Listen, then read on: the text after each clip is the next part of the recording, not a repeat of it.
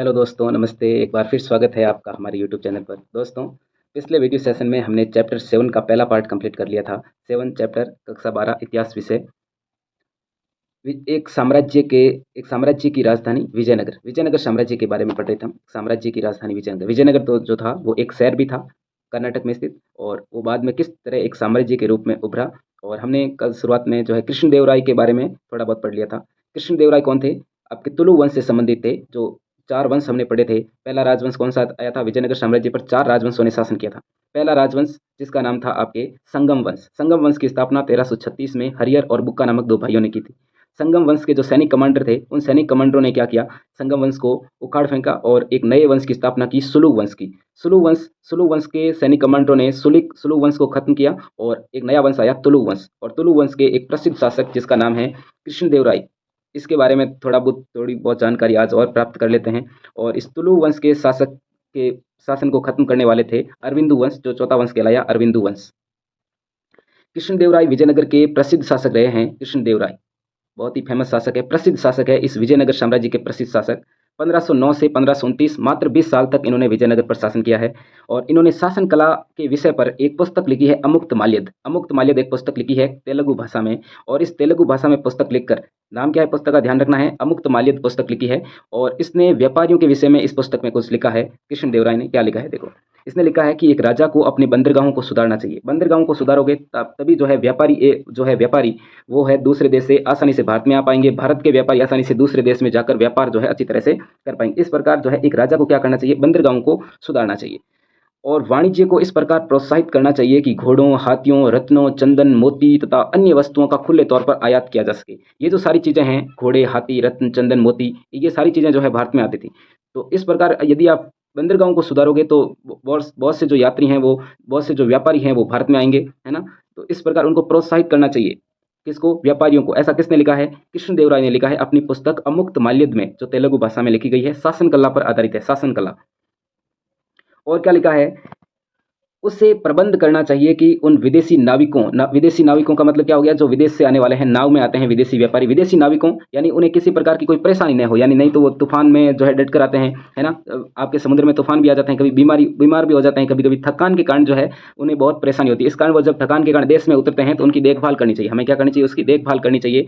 और सुदूर देशों के व्यापारियों, यानी दूर देश से जो व्यापारी आते हैं, उन व्यापारियों को जो हाथियों और अच्छे घोड़ों का आयात करते हैं, जैसे हमने अरब यात्रियों के बारे में पढ़ा शुरुआत में, जो है घोड़ों के जो है आपके घोड़ों का व्यापार है, उस घोड़ों के व्यापार पर नियंत्रण किसका था? अरब व्यापारियों का। तो जो ये यात्री आते हैं, इनको रोज जो है बैठक में बुलाना चाहिए। बैठक में बुलाकर उन्हें जो है तोहफे देने चाहिए, गिफ्ट भेंट करने चाहिए, है ना। उचित जो मुनाफा, उनको जो फायदा होता है उसकी स्वीकृति देनी चाहिए। उनके साथ जो है अच्छे संबंध बनाने चाहिए। ऐसा करने पर यह वस्तुएं कभी भी तुम्हारे दुश्मनों तक नहीं पहुंच पाएगी। ऐसा विचार जो है अपनी अमुक्त माल्यद नामक पुस्तक में किसने लिखे? कृष्णदेवराय ने अपनी पुस्तक में लिखे। इसके बाद में देखिए, ये आपको भारत का नक्शा भी दिखाई दे रहा होगा। भारत के नक्शे में देखो, हमने जब पढ़ा था कि यहाँ पर देखो ये निकल रही है नदी, कौन सी? कृष्णा नदी। ये कौन सी नदी है? कृष्णा नदी। और यहाँ से कर्नाटक से निकल रही है एक तुंगभद्रा नदी। ये दोनों यहाँ पर मिल जाती है आंध्र प्रदेश में। और उसके बाद में ये कहाँ पर चली जाती है? बंगाल की खाड़ी। इधर कौन सी है? बंगाल की खाड़ी। या बंगाल की खाड़ी में चली जाती है। यहीं पर बीच में कौन सा स्थित है शहर? विजयनगर शहर स्थित है। यानी विजयनगर के लगभग चारों ओर पानी था। देखिए इधर कौन सा आ गया? इधर आ गया आपके अरब सागर। ऊपर कौन आ गया? कृष्णा नदी। और नीचे यहाँ कौन सी आ गई? तुंगभद्रा नदी। इस प्रकार विजयनगर जो शहर है चारों ओर से पानी से घिरा हुआ था। फिर भी जो है इसमें पानी की जो है समस्या आ रही थी। पानी को लाने के लिए हमने शुरू में पढ़ा कि कमलपुरम जलाशय का निर्माण करवाया था किसने? आपके कृष्णदेवराय ने। पूरे सुदूर दक्षिण तक जो है, यहाँ तक किसका शासन था? उत्तर से कृष्णा नदी उत्तर में बह रही है, आपके महाराष्ट्र के महाबलेश्वर से निकलती है। वहां से निकलकर कर्नाटक, तेलंगाना और आंध्र प्रदेश, चार राज्यों में बहती है। तो कृष्णा नदी से लेकर उत्तर में कृष्णा नदी और नीचे जो है सुदूर दक्षिण तक यानी कि कन्याकुमारी तक किसका शासन है? आपके विजयनगर साम्राज्य का शासन है। विजयनगर, हालांकि विजयनगर जो शहर है कर्नाटक में, वो कहाँ पर है? सिर्फ आपके कर्नाटक राज्य में स्थित है। वो कहाँ पर है? सिर्फ कर्नाटक राज्य में स्थित है विजयनगर शहर। हालांकि विजयनगर शहर के विध्वंस के लिए सुल्तानों की सेनाएं उत्तरदायी थी। यानी विजयनगर शहर का जो विध्वंस हुआ है, उसका जो विजयनगर शहर जो नष्ट हुआ है, इसके लिए कौन उत्तरदायी है? सुल्तानों की सेनाएं। सुल्तान यानी कि आपके बीजापुर, गोलकुंडा, अहमदनगर के जो सुल्तान हैं वो उत्तरदायी है। फिर भी सुल्तानों और रायों के मध्य, सुल्तान जो हैं आपके दक्कन के सुल्तान, बीजापुर, गोलकुंडा और अहमदनगर के सुल्तान, और राय कौन कहलाते हैं? राय यानी जो कृष्णदेवराय हैं, यानी कि विजयनगर के जो शासक हैं वो कहलाते हैं राय। इन दोनों के बीच, सुल्तानों और रायों के संबंध धार्मिक भिन्नताएं, यानी धार्मिक भिन्नताएं हैं, क्योंकि सुल्तान जो है वो मुस्लिम धर्म से हैं और राय जो है ये हिंदू धर्म से, यानी विजयनगर के शासक कौन है? हिंदू। धार्मिक भिन्नताएं होने पर भी हमेशा हमेशा या अपरिहार्य रूप से शत्रुतापूर्ण नहीं रहते थे। यानी ये अलग अलग धर्म होने के कारण अलग अलग धर्म हैं, फिर भी ये जो है ज़्यादातर जो है शत्रुतापूर्ण नहीं रहते थे। इनके व्यवहार जो है मित्रवत थे, है ना। उदाहरण के लिए देखो क्या किस प्रकार ये मित्रवत रहे थे, इसके उदाहरण के लिए आपसे ये क्वेश्चन भी आ सकता है छोटा। तो उदाहरण के लिए क्या लिखोगे कि कृष्णदेवराय ने सल्तनतों में सत्ता के कई दावेदारों का समर्थन किया और यवन राज्य की स्थापना करने वाला विरुद्ध धारण किया। यानी ये उपाधि धारण की थी किसने, आपके कृष्णदेवराय ने, धारण करके गौरव महसूस किया। यानी सल्तनत जो है वहाँ पर जो है सत्ता के कई दावेदारों का इन्होंने समर्थन किया था कि हाँ ठीक है, यहाँ पर जो है बीजापुर, गोलकुंडा और अहमदनगर में है ये शासक होने चाहिए। यानी इससे दुश्मनी का भाव नहीं रखा कि यहाँ यहाँ या शासक है, इनके दावेदारों को क्या किया, समर्थन किया। जो बाद में दक्कन सुल्तानों के जो उत्तराधिकारी आए उनका समर्थन किया किसने, कृष्णदेवराय ने। इसी प्रकार दूसरा उदाहरण भी है, बीजापुर के सुल्तान ने कृष्णदेवराय की मृत्यु के पश्चात विजयनगर में उत्तराधिकार के विवाद को सुलझाने के लिए हस्तक्षेप किया था। यानी कि कृष्णदेवराय की जब 1529 में मृत्यु हुई तो बाद में उनके उत्तराधिकारियों के बीच संघर्ष हुआ कि मैं राजा बनूंगा, मैं राजा बनूंगा। तो उसमें जो है हस्तक्षेप किसने किया, बीजापुर के सुल्तान ने। उसमें सुलझाने के लिए उनके जो है आपसी मतभेद जो थे उनको सुलझाने के लिए जो है आपके विजयनगर साम्राज्य में इन्होंने हस्तक्षेप किया कि राजा किसको बनना चाहिए, इसका निर्णय लिया इन्होंने। तो इस प्रकार इनके जो संबंध थे वो मैत्रीपूर्ण थे, यानी कि शत्रुतापूर्ण संबंध जो है नहीं थे। हालांकि धर्म अलग था इनका। आपके जो सुल्तान थे बीजापुर, गोलकुंडा और अहमदनगर के, ये मुसलमान थे और हमारे जो विजयनगर के शासक थे ये हिंदू थे। फिर भी जो है इनके संबंध कैसे थे, मैत्रीपूर्ण थे। वास्तव में विजयनगर शासक और सल्तनतें दोनों ही एक दूसरे के स्थायित्व को सुनिश्चित करने के इच्छुक थे, है ना। यानी कि तुम्हारा शासन जो है वो ठीक है, तुम्हारा स्थान ये है और मेरा स्थान ये है, इसके ये इच्छुक थे, यानी स्थायित्व के इच्छुक थे, है ना। विजयनगर के शासक एक तरफ, यानी कि तुम्हारा शासन यहाँ है, सुदूर जितना भी कृष्णा नदी से नीचे है पूरा आपका शासन है, और ऊपर जो हमारे यहाँ हमारा शासन है। इस प्रकार ये अपने जो शासन है वहाँ का स्थायित्व पहले स्थान निर्धारित कर दिया, तो वो हो गया स्थायित्व निश्चित करने के क्या थे, इच्छुक थे। यह रामराय की जोखिम भरी नीति थी, जिसके अनुसार उसने एक सुल्तान को दूसरे के विरुद्ध करने की कोशिश की, किंतु वे सुल्तान एक हो गए और उन्होंने निर्णायक रूप से पराजित कर दिया। लेकिन ये इच्छुक तो थे, लेकिन ये रामराय जो आया था, अरविंदु, जो लास्ट चौथा वंश है, अरविंदु वंश के प्रधानमंत्री वह है रामराय। इस रामराय ने क्या किया, धोखे से जो है इन तीनों सुल्तानों को, बीजापुर, गोलकुंडा और अहमदनगर, इन तीनों सुल्तानों को आपस में लड़ने की कोशिश की किसने, रामराय ने। लेकिन इसको ये भारी पड़ गया, यानी जोखिम भरी नीति हो गई। ये तीनों सुल्तान आपस में न लड़कर इन तीनों सुल्तानों ने क्या किया, आपस में संबंध बनाया और 1565 में आपने नाम सुना होगा तालीकोटा का युद्ध। इस युद्ध में जो है विजयनगर पर अटैक किया तीनों ने मिलकर और विजयनगर को तहस नहस कर दिया। और बाद में हमने पहले पढ़ा भी था कि ये 1565 के इस युद्ध के बाद में जो है विजयनगर जो पॉइंट है, पहले केंद्र था विजयनगर, हम्पी राजधानी में ये शासन करते थे, बाद में यहाँ से शासन करना बंद कर दिया और जो इनका शासन का केंद्र है वो बाद में कौन हो गया, एक तो हो गया पेनुकोंडा और ये दूसरा हो गया चंद्रगिरी। दोनों कहाँ पर है, आंध्र प्रदेश में। राय तथा नायक, राय कौन होते हैं, राय वो जो विजयनगर के शासक हैं वो कहलाते हैं राय, विजयनगर के शासक कहलाते हैं राय, जैसे कृष्णदेवराय। नायक कौन कहलाते हैं, जो शासकों के सैनिक कमांडर होते थे, विजयनगर के सैनिक कमांडर यानी कि सेना के जो प्रमुख होते थे वो कहलाते थे नायक। सामान्यतः शक्ति का प्रयोग करने वालों में सेना प्रमुख होते थे, जो सामान्यतः किलों पर नियंत्रण रखते थे, यानी जो दुर्ग होते थे उन पर नियंत्रण कौन रखते थे, नायक। जो सेना प्रमुख होते हैं वो नायक हैं और ये किलों पर नियंत्रण रखते थे। और जिनके पास सशस्त्र समर्थक होते थे, यानी कि इनके पास सशस्त्र सैनिक होते थे, इनके सैनिकों के पास क्या होती थी, सेना होती थी। जो सैनिक कमांडर है, सेना प्रमुख है, इनके पास जो हथियारबंद सैनिक होते थे। ये प्रमुख आमतौर पर एक स्थान से दूसरे स्थान पर भ्रमणशील रहते थे, यानी कि ये जो सैनिक हैं ये एक स्थान से दूसरे स्थान पर जाते थे और कई बार बसने के लिए उपजाऊ भूमि की तलाश में किसान भी उनका साथ देते थे। कभी कभी जो है किसान यदि भूमि की तलाश कर रहा है तो ये किसानों का भी साथ देते थे। इन प्रमुखों को क्या कहा गया, नायक कहा गया। ध्यान रखना, सैनिक जो सेना के जो प्रमुख है उनको क्या कहा गया, नायक। की इंपॉर्टेंट क्वेश्चन है, सेना के प्रमुखों को नायक कहा गया। और ये आमतौर पर कौन सी भाषा बोलते थे, तेलुगु और कन्नड़ भाषा बोलते थे। कन्नड़ कर्नाटक में बोली जाती है और तेलुगु आंध्र प्रदेश में बोली जाती है। तो ये तेलुगु और कन्नड़ भाषा बोलते थे कौन, नायक, जो सेना प्रमुख होते थे, आम भाषा ही बोलते थे। कई नायकों ने विजयनगर शासक की प्रभुसत्ता के आगे समर्पण किया था, पर ये अक्सर विद्रोह कर देते थे और इन्हें सैनिक कार्यवाही के माध्यम से ही वश में किया जाता था। यानी ये कभी कभी राजाओं के सामने सैनिक कमांडर जो हैं, ये नायक जो हैं, विद्रोह कर देते थे, लेकिन राजा लोग भी क्या करते थे, इनको सैनिक कार्यवाही के माध्यम से वश में कर लेते थे। इन सैनिकों से जुड़ी हुई एक प्रणाली है जिसके बारे में क्वेश्चन आ सकता है, अमर नायक प्रणाली। अमर नायक प्रणाली जो है विजयनगर की जो है एक राजनीतिक प्रणाली है सैनिकों की। ये क्या है, इसके बारे में पढ़ते हैं। अमर नायक प्रणाली विजयनगर साम्राज्य की एक प्रमुख राजनीतिक खोज थी, यानी उन्होंने खोजा। जिस प्रकार दिल्ली सल्तनत में आपने पढ़ा होगा जो एकता प्रणाली थी, एकता प्रणाली के समान ही ये है अमर नायक प्रणाली।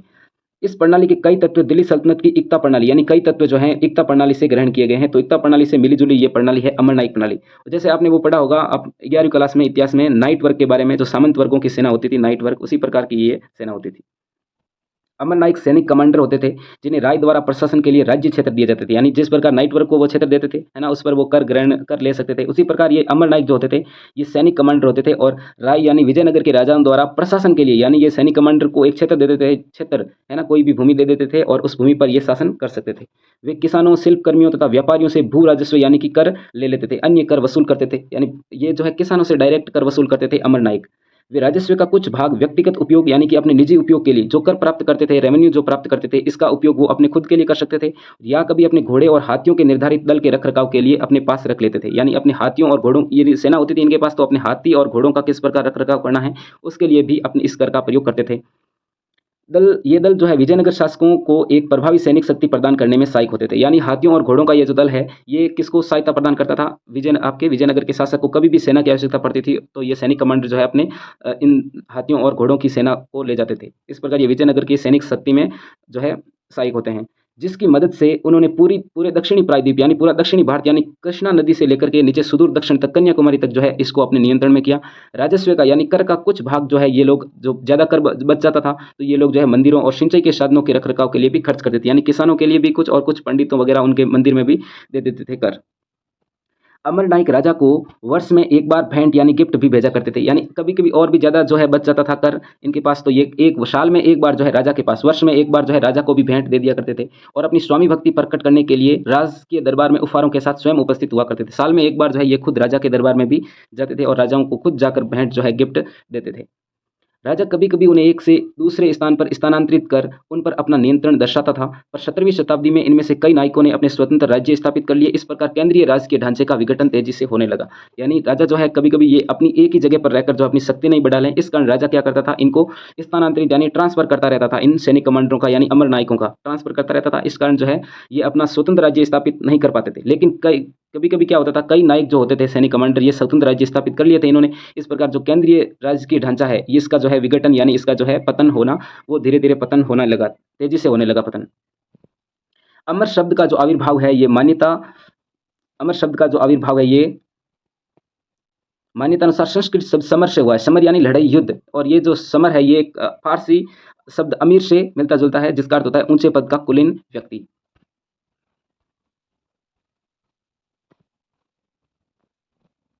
विजयनगर साम्राज्य है राजधानी तथा उसके परिप्रदेश। अब हम उस समय के सबसे प्रसिद्ध शहरों में से एक विजयनगर की ओर रुख करते हैं। विजयनगर कहाँ पर है? कर्नाटक में है, और ये मुख्य राजधानी भी था विजयनगर साम्राज्य की एक शहर के रूप में।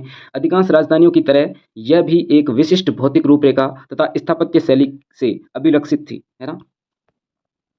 देखिए ये थोड़ा नक्शा भी दे रखा है, यहाँ से देखो ये कौन सी नदी निकल रही है, ये आपकी तुंगभद्रा नदी। इधर ये हम्पी शहर यानी कि जो मेन राजधानी है, यानी कि केंद्र लिखा हुआ है, यहाँ केंद्र है ना।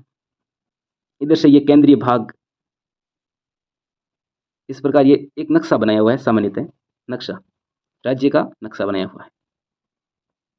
ये देखो शाही केंद्र, इधर शाही केंद्र, इधर ये नंबर लिखा हुआ है, क्या है? नगर, है ना, नगर यानी कि जो शहर हैं नगर। इस प्रकार ये क्या है, एक शहर का नक्शा बनाया हुआ है। विजयनगर का जो है क्या है, नक्शा, विजयनगर का नक्शा बनाया हुआ है। बाद के जो लोग आए हैं उन्होंने नक्शा बनाया है विजयनगर का। शहर के विषय में खोज। विजयनगर के राजाओं तथा उनके नायकों के बड़ी संख्या में अभिलेख मिले हैं। यहाँ के जो नायक हैं और राजा लोग हैं उनके बड़ी संख्या में अभिलेख मिले हैं, जिनमें मंदिरों को दिए जाने वाले दानों का उल्लेख तथा महत्वपूर्ण घटनाओं का विवरण है। कई यात्रियों ने शहर की यात्रा की और इसके बारे में लिखा। इनमें सबसे उल्लेखनीय वृतांत निकोलो दे कॉन्ती, है ना, एक यात्री है निकोलो दे कॉन्ती नामक इटली से आया व्यापारी है। ये यात्री भी कह सकते हो, ये यात्री आया था भारत में। इसके वृतांतों से जो है हमें विजयनगर साम्राज्य के बारे में बहुत सारी जानकारी मिलती है। और एक यात्री आया था फारस से, अब्दुल रजाक, ये फारस यानी ईरान के राजा का दूत था। इससे भी हमें बहुत सारी जानकारियाँ मिलती है। और एक यात्री है अफानासी निकितिन, ये रूस का एक व्यापारी था। इन व्यापारियों से जो है, इनके वृतांतों से हमें बहुत सारी जानकारियाँ मिलती है विजयनगर साम्राज्य के संबंध में। इन सभी ने जो है कब यात्राएं की? 15वीं शताब्दी में इस विजयनगर शहर की यात्रा की थी। यानी विजयनगर शहर में आने वाले ये 15वीं सदी के आपके यात्री हैं। और इसी प्रकार 16वीं सदी में आने वाले यात्री हैं दुराते बारबोसा, डोमिंगो पेस और फर्नाओ नुनीज। ये 3 यात्री आए थे 16वीं सदी में। तो इन यात्रियों के नाम भी आपको ध्यान रखना है। इसी प्रकार ये जो 16वीं सदी में यात्री आया था डोमिंगो पेस, इस डोमिंगो पेस ने क्या बताया है? डोमिंगो पेस तो आया है विशाल फैला हुआ शहर के बारे में लिखा है। विजयनगर शहर का वर्णन किया इसने। इस शहर का परिमाप मैं यहाँ नहीं लिख रहा हूँ, यानी कि इस शहर का किस प्रकार परिमाप है, क्षेत्रफल, इसके बारे में मैं यहाँ नहीं लिख रहा हूँ, क्योंकि यह एक स्थान से पूरी तरह नहीं देखा जा सकता। यानी इस विजयनगर शहर को जो है एक स्थान पर आप रहकर किसी भी पहाड़ी पर चढ़कर इस एक स्थान से जो है इसके पूरे भाग को नहीं देख सकते हो। यदि पहाड़ी पर भी चढ़ोगे ना, तो आपको क्या दिखेगा? एक बड़ा भाग जो है देख पाया। ये खुद जो है पहाड़ पर चढ़ा और वहाँ से सिर्फ एक बड़ा भाग देख पाया। मैं इसे पूरी तरह से नहीं देख पाया, क्योंकि ये कई पर्वत श्रृंखलाओं के बीच स्थित है ना। पर्वत श्रृंखलाएं जो है, चारों तरफ पर्वत श्रृंखलाएं हैं, इस कारण मैं इसे जो है पूरी तरह नहीं देख पाया। वहाँ से मैंने जो देखा, यानी मैं जब पहाड़ पर चढ़ा तो वहाँ से मैंने जो देखा वह मुझे कैसा लगा, रोम। रोम यानी जो इटली में स्थित शहर है रोम, रोम जितना विशाल प्रतीत हुआ, यानी कि रोम रोम से इसने तुलना की है। ये जो विजयनगर साम्राज्य है इसकी डोमिंग पेस ने रोम से तुलना की है, रोम जो इटली का शहर है उससे तुलना की है। और देखने में अत्यंत सुंदर, इसमें पेड़ों के कई उपवन हैं, बगीचे हैं, आवासों के बगीचों में तथा पानी की कई नालियाँ जो इसमें आती है, तथा कई स्थानों पर झीलें हैं, तथा राजा के महल के समीप ही खजूर के पेड़ों का बगीचा तथा अन्य फल प्रदान करने वाले वृक्ष थे। ये डोमिंगो पेस ने जो है विजयनगर साम्राज्य के बारे में कुछ लिखा है। इसी प्रकार जल संपदा के बारे में, जल संपदा यहाँ पर किस प्रकार की थी, जल प्रणाली विजयनगर। विजयनगर की भौगोलिक स्थिति के विषय में सबसे चौंकाने वाला तथ्य तुंगभद्रा नदी द्वारा निर्मित एक प्राकृतिक जलकुंड है। यह नदी उत्तर पूर्व दिशा में बहती है ना, जैसे यहाँ कर्नाटक से निकलती है और कर्नाटक से निकलकर ये ऊपर से कृष्णा नदी आ रही है, तो ये उत्तर पूर्व में बहती है, यानी कि ऊपर हो गया उत्तर, नीचे हो गया दक्षिण, और इधर हो गया पूर्व, और इधर हो गया पश्चिम। तो ये देखो ये ऐसे बह रही है, यानी यहाँ पर ऐसे कैसे कौन सी है, उत्तर हो गया और पूर्व हो गया, उत्तर पूर्व में बहती है। आसपास का भूदृश्य रणनीय ग्रेनाइट की पहाड़ियों से परिपूर्ण है, जो शहर के चारों ओर करधनी का निर्माण करती सी प्रतीत होती है। इन पहाड़ियों से कई जलधाराएं आकर नदी से मिलती है, यानी कि जो ये प्राकृतिक कुंड बना रही है तुंगभद्रा नदी, इस कुंड से क्या पास में जो है बहुत सारी क्या है, ग्रेनाइट चट्टानें हैं, है ना, कौन सी ग्रेनाइट चट्टानें हैं। और इस चट्टानों से क्या होता है, इस चट्टानों से ये जो है तुंगभद्रा नदी है, यहाँ से क्या है, जलधाराएं, बरसात के टाइम पर यहाँ पर जलधाराएं बहती है, जलधाराएं बहती बहती यहाँ पर एक प्राकृतिक जल कुंड का निर्माण होता है। और इसी प्राकृतिक जल कुंड से जो है क्या होता है, प्राकृतिक जल कुंड से जो है यहाँ पर लोग जो है बांध बना लेते हैं, बना लेते हैं, तो यहाँ पर पानी रुक जाता है, और इसी पानी से जो है बाद में ये पानी आपके सिंचाई के लिए है, खेतों में चला जाएगा, और फिर यहाँ से जो है कुछ जो है कहाँ पर चला जाएगा, कुछ यहाँ से जो है कहाँ पर, होजों में, होज जो होते हैं, होद यानी जैसे होद, बड़ी बड़ी होदियाँ होती है, तो होज का निर्माण करके उससे जो है रख लेते हैं उसको। लगभग सभी धाराओं के साथ साथ बांध बनाकर अलग अलग आकारों के होज बनाए जाते हैं, यानी बांध बना दिया यहाँ पर, और फिर होज बनाए जाते थे, अलग अलग आकार के छोटे होज भी होते हैं, जैसे छोटे टांके हो गए, और बड़े बड़े होज भी बनाए जाते हैं। चूंकि यह प्रायद्वीप के सबसे शुष्क क्षेत्रों में से एक था, इसलिए पानी के संचयन और इसे शहर तक ले जाने के व्यापक प्रबंध करना आवश्यक था, यानी शहर तक, मुख्य जो शहर है राजधानी विजयनगर तक इसको ले जाना आवश्यक था। ऐसे सबसे महत्वपूर्ण होजों में से एक का निर्माण 15वीं शताब्दी के आरंभिक वर्षों में हुआ, जिसे हमने नाम दिया था कमलपुरम। कमलपुरम जो जलाशय है, कमलपुरम तालाब है, इसी को होज कहा जाता है। इस होज का निर्माण 15वीं शताब्दी में किसने करवाया था, आपके विजयनगर के प्रसिद्ध शासक कृष्णदेवराय ने। इस होज के पानी से न केवल आसपास के खेतों को सिंचा जाता था, यानी खेतों को भी सिंचा जाता था, और साथ में इस होज का जो पानी है एक नहर के माध्यम से कहाँ पर जाता था, राजकीय केंद्र में जाता था, यानी कि विजयनगर में जाता था, वहाँ तक ले जाया जाता था। सबसे महत्वपूर्ण जल संबंधी संरचनाओं में एक नहर मिलती है, हिरिया नहर या हरिया नहर। इसको आज भी भग्नावशेषों के बीच देखा जा सकता है, यानी हरिया नहर जो है वर्तमान में भी उपलब्ध है, उसके कुछ अवशेष जो है टूटे हुए बिखरे हुए अवशेष जो है इस नदी के मिलते हैं। इस नहर में तुंगभद्रा पर बने बांध से पानी लाया जाता था, और इसे धार्मिक केंद्र से शहरी केंद्र को अलग करने वाली जो एक घाटी है, उस घाटी को सिंचित करने के लिए, उसको सिंचाई करने के लिए, घाटी की सिंचाई करने के लिए इसका प्रयोग किया जाता है, हिरिया नहर के पानी का। संभवतः इसका निर्माण किसने किया था, संगम वंश के राजाओं द्वारा करवाया गया था, यानी जो पहला राजवंश आया था संगम वंश, जैसे हमने स्थापना की बात की थी 1336 में हरिहर और बुक्का ने की थी, संगम वंश के शासकों ने इस हिरिया नहर का निर्माण करवाया था। किलेबंदियां तथा सड़कें। अब यहाँ विजयनगर शासन में जो है किलेबंदियां किस प्रकार की थी और यहाँ की जो सड़कें हैं वो किस प्रकार की थी। इससे पहले कि हम शहर के विभिन्न भागों का गहन परीक्षण करें, हम उन विशाल किलेबंदी की दीवारों पर नजर डालते हैं जिन्हें उन्हें घेरा गया था। किलेबंदी क्या होती है, ये दुर्ग है कोई, इस दुर्ग पर अंदर जो भी राजा हैं ये क्या करते हैं, किले को बंद करते हैं, यानी बाहर से कोई आक्रमण नहीं हो, इस कारण किलेबंदी करते हैं। और घेराबंदी क्या होती है, घेराबंदी कोई बाहर से कोई आक्रमण आता है, बाहर से कोई भी आक्रमणकारी आएगा तो वो क्या करेगा, किले को घेर लेगा, तो बाहर वाला जो भी आक्रमण करता है वो किले को घेर लेता है। इसलिए बाहर से कोई भी विदेशी आक्रमणकारी हो, चाहे स्थानीय आक्रमणकारी हो, वो बाहर से आक्रमण करेगा तो वो क्या कहलाएगा, तो वो बाहर से आक्रमण करने वाला वो कहलाएगा घेराबंदी, यानी ये क्या कर रहा है, इसके घेरा डाल रहा है। और अंदर से हम कुछ कर रहे हैं तो हम क्या करें, अपने किले को बंद कर रहे हैं ताकि हम पर कोई आक्रमण नहीं कर सके। इस प्रकार हमने क्या की, किलेबंदी। तो किलेबंदी के बारे में बताने वाला कौन सा इतिहासकार है, किलेबंदी के बारे में 15वीं शताब्दी में एक इतिहासकार आया था, फारस का नाम हमने बताया है आपको, अब्दुल रजाक, जो 15वीं शताब्दी में आया था। ये किलेबंदी से बहुत प्रभावित हुआ, यहाँ की किलेबंदी से बहुत प्रभावित हुआ। ये जो है कालीकट पर पहुंचा था, यहाँ फारस के जो ईरान के शासक हैं इन्होंने इसको कालीकट पर भेजा था। कालीकट पर पुर्तगाल के जो एक यात्री आए थे वास्को डी गामा 1498 में, जिसने भारत की खोज भी की थी, आपने पढ़ा होगा उसके बारे में। इसमें इनसे न केवल शहर को बल्कि कृषि में प्रयुक्त आसपास के क्षेत्र तथा जंगलों को भी घेरा गया था, है ना। इसमें जो है इन्होंने कहा कि सिर्फ किसको, केवल शहर को भी नहीं घेरा गया, साथ ही साथ देखो सिटी को, पूरा दुर्ग को तो घेरा ही है, शहर को घेरने के साथ-साथ जो कृषि क्षेत्र है, उन कृषि क्षेत्रों को भी घेरा है ना? उन पर भी हमने जो है किलेबंदी की है और साथ ही जंगलों को भी हमने घेरा है ताकि बाहर से कोई आक्रमणकारी यहाँ पर जो है घेरा नहीं उस पर अधिकार नहीं कर सके। इस प्रकार हमने पूरी जो है सुविधा कर रखी है। सबसे बाहरी दीवार जो है, सबसे बाहरी जो हमने किलेबंदी की है, वो शहर के चारों ओर बनी पहाड़ियाँ हैं। ये पहाड़ियाँ आपस में जोड़ती थी और कुछ हमने जो पहाड़ियाँ खाली जगह थी, वहाँ पर हमने क्या कर दिया था, वहाँ पर हमने जो है बहुत बड़ी जो है पत्थर लगा दिए उसमें बीच में जो है खाली जगह न रहे, कोई भी बाहर से आक्रमणकारी आकर यहाँ पर आक्रमण नहीं कर सके। यह जो विशाल है, ये राजगिरी संरचना थोड़ी-सी शुंडाकार थी। गारे या गारे या जोड़ने के लिए किसी भी वस्तु का निर्माण में कहीं भी प्रयोग नहीं किया गया था। पत्थर के टुकड़े जो थे फन्नाकार थे जिसके कारण वे अपने स्थान पर टिके रहते थे। यानी कि इसमें किसी प्रकार के गारे का प्रयोग नहीं किया गया, यानी सीमेंट वगैरह का किसी भी प्रकार का प्रयोग नहीं किया गया। हमने जो किलेबंदी की है उसमें फन्नाकार पत्थरों का प्रयोग किया गया है। साँप के फन की तरह जो होते हैं शुंडाकार, है ना? शुंडाकार या फन्नाकार जो पत्थर होते हैं, यानी पत्थर जो है ये पत्थर ऐसे हो गया, यानी जैसे सांप का फन ऐसे होता है, ये पत्थर हो गया। दूसरा पत्थर लगाएँगे तो दूसरा भी कैसे, सामने वाला ऐसे लगा देंगे, तो पत्थर पूरे टक्कर जाएँगे इस प्रकार ये ऐसे। ये पत्थर हो गया, फिर इस पर वापस पत्थर लगाएँगे तो ऐसा पत्थर लगाएँगे ऐसे, इस प्रकार फिर आगे ऐसे, यानी पत्थरों को टकरा-टकरा के पूरी जो है दीवार चीन दी हमने। इस प्रकार इसमें किसी प्रकार का बीच में सीमेंट या किसी गारे का या किसी अन्य चीज़ का प्रयोग नहीं किया गया ताकि वो चिपक सके। दीवारों के अंदर का भाग मिट्टी और मलबे के मिश्रण से बना हुआ था। वर्गाकार और आयताकार बुर्ज बाहर की ओर निकले हुए थे। इस किलेबंदी की सबसे महत्वपूर्ण बात यह थी कि इससे खेतों को भी घेरा गया था। जितने भी खेत वगैरह थे उन खेतों को भी जो है हमने घेरा। अब्दुल रज़्ज़ाक ने क्या कहा है कि यहाँ पर टोटल 7 है, 7 लिखे या नहीं लिखे 7? हाँ, ये देखो। इसने कहा है कि अब्दुल रज़्ज़ाक पुरोहित था और उसने दुर्गों की 7 पंक्तियों का उल्लेख किया, यानी कि 7 लेवल पर, 7 स्तर पर जो है हमने किलेबंदी की है। 7 स्तर पर किलेबंदी का उल्लेख कौन करता है? 7 स्तर पर किलेबंदी का उल्लेख करता है आपके ये अब्दुल रज़्ज़ाक। अब्दुल रज़्ज़ाक जो फ़ारस से आया था, इसने जो ये बहुत किलेबंदी से बहुत प्रभावित हुआ था। इसमें से पहली, दूसरी और तीसरी दीवारों के बीच जुते हुए खेत, बगीचे और आवास है। यानी पहले में कौन सा है? पहले में खेतों को घेरा, फिर दूसरे में बगीचे को, फिर तीसरे में जो आवास है, लोग जो स्थानीय निवास करते हैं उनको घेरा। डोमिंगो पेस एक यात्री भी आया था रूस से। उस डोमिंगो पेस कहता है कि इस पहली परिधि से शहर में प्रवेश करने तक की दूरी बहुत है, जिसमें खेत हैं जहाँ वे धान उगाते हैं और कई उद्यान हैं, बाग हैं, बगीचे हैं और बहुत जल जो 2 झीलों से लाया जाता था। इन कथनों की आज के पुरातत्वविदों द्वारा पुष्टि की गई है, जिन्होंने धार्मिक केंद्र और नगरीय केंद्र, यानी धार्मिक केंद्र यानी जैसे मंदिर हो गया और नगरीय केंद्र यानी जो शहर है, इनके बीच एक कृषि क्षेत्र के साक्ष्य खोज निकाले हैं। यह क्षेत्र एक व्यापक नहर प्रणाली के माध्यम से सींचा जाता था, यानी कि नहर के माध्यम से इन खेतों को सींचा जाता था, है ना? जैसे हरिया नहर की हमने बात की थी। और यहाँ जो नहर का पानी आता था, नहर में पानी ये तुंगभद्रा नदी से जल जो है लाया जाता था।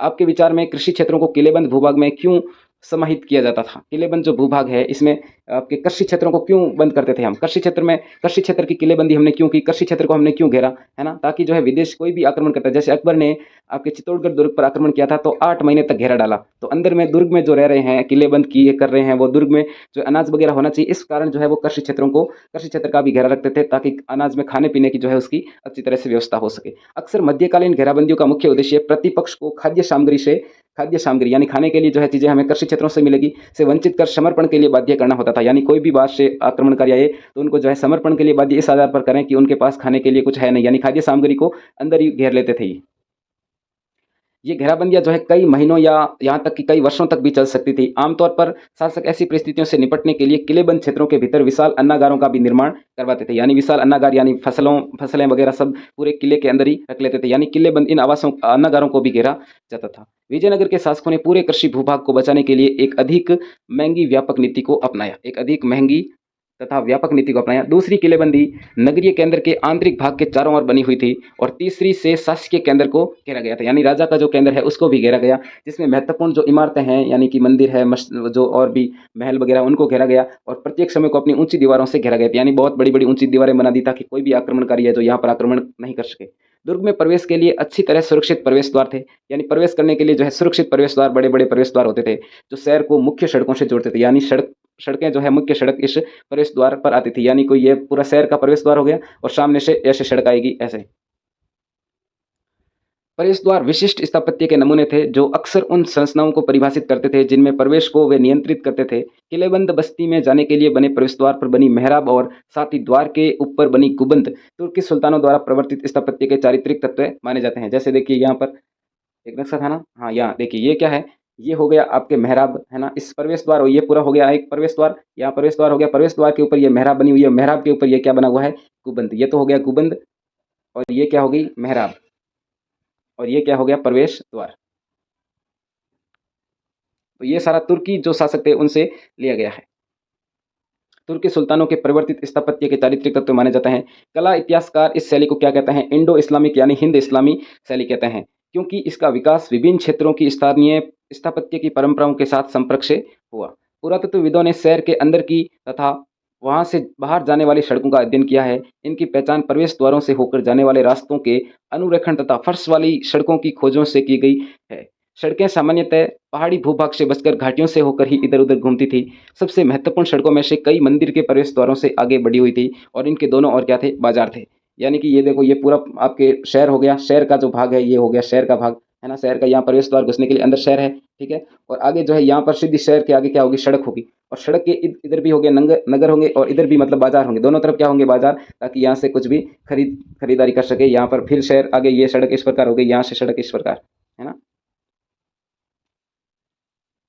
शहरी केंद्र की ओर जाने वाली सड़कों पर चलें तो सामान्य लोगों के आवासों के अपेक्षाकृत कम पुरातात्विक साक्ष्य हैं। पुरातत्वविदों ने कुछ स्थानों जिनमें शहरी केंद्र का उत्तरी पूर्वी कोना भी शामिल है में परिष्कृत चीनी मिट्टी पाई है, और उनका यह सुझाव है कि हो सकता है इन स्थानों में व्यापारी, अमीर व्यापारी रहते हों, या मुस्लिम रिहायशी मूला भी था, यानी मुस्लिम जो अमीर मुस्लिम लोग रहते हैं उनका भी रिहायशी हो सकता है, या अमीर कोई भी व्यापारी है उनका भी ये शहरी केंद्र में हो सकता है, यहाँ पर लोग रहते हैं अमीर लोग। यहाँ स्थित मकबरों तथा मस्जिदों के विशिष्ट कार्य हैं, फिर भी उनका स्थापत्य हम्पी में मिले मंदिरों के मंडपों के स्थापत्य से मिलता जुलता है। यानी हम्पी के जो मंदिर हैं कर्नाटक में उसी से मिलता जुलता, मकबरे हैं, मस्जिद हैं, है ना, जो शहरी केंद्र हैं वो मिलते जुलते हैं इनसे, जहाँ पर अमीर लोग रहते हैं।